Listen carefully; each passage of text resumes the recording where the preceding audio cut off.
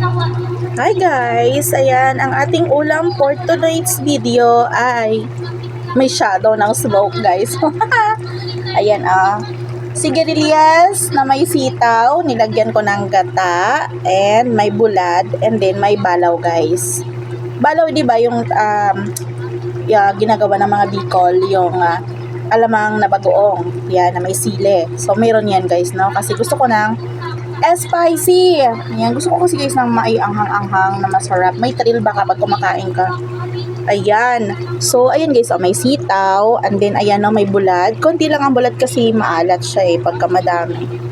Ayan. So, ang bulad, binili ko siya ng 12 pesos, and then yung sitaw, 15 pesos, and then 15 pesos din ang tag dito, ang sigarilyas. O, di ba? Bahay kubo, kahit munti.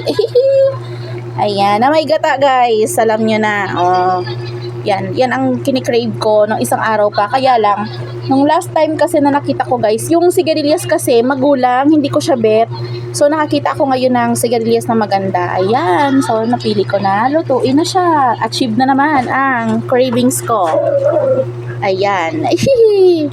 So, ayun guys, let's eat na. Kasi paluto na yan. Inintay ko na lang na medyo magmamantika yung gata. Kasi para talaga namang masarap, diba, pag nagmamantika yung gata guys. Ayan. So, like mga 3 to 5 minutes, ayan, aahon ko na yan siya.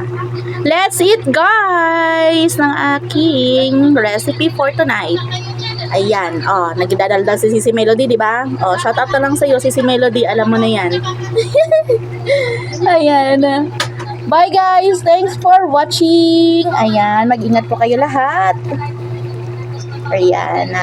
Babush na. Thank you.